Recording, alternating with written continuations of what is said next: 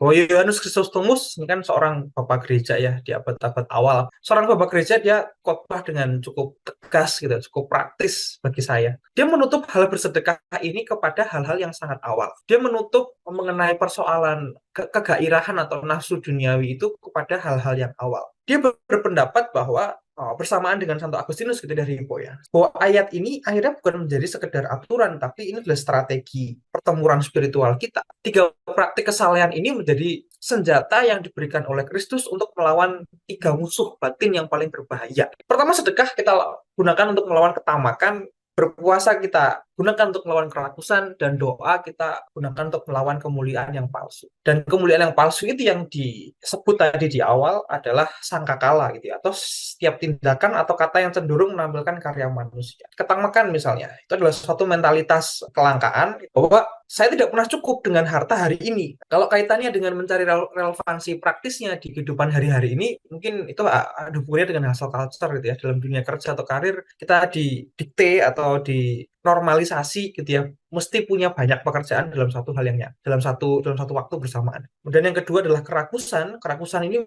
berkali-kali ditekankan bahwa gejala kerakusan itu sebetulnya adalah kehausan batin, tapi ingin dipuaskan oleh hal jasmani, entah berupa materialisme yang praktis, entah dapat berupa makanan, entah dapat berupa belanja. Kerakusan itu sebetulnya penolakan pasif ya, terhadap ketidaknyamanan ataupun kita ingin mencari kenikmatan yang instan. Kemuliaan ini adalah penyakit identitas, bahwa kita memakai topeng atau menggunakan persona untuk diterima. Itu adalah satu bentuk kemuliaan palsu. Itu adalah suatu bentuk perbudakan yang halus. Kita tunduk pada kemuliaan itu. Maka Santo Agustinus mengajak kita untuk kembali kepada subjek yang otentik gitu ya di hadapan Tuhan. Menjadi diri apa adanya. Yang pertama mungkin kita mesti tahu ini adalah panggilan untuk hidup merdeka, bebas dari perbudakan uang, nafsu, ataupun pendapat validasi. Hidup yang otentik artinya kita menemukan nilai dalam Tuhan, bukan dalam ciptaan. Dan hidup yang bermakna artinya kita menggunakan tubuh, harta, waktu untuk hal yang lebih besar. Jadi jelas bahwa Santo Agustinus menafsirkan ini sebagai pemurnian motivasi, dan biarkan niat baikmu itu untuk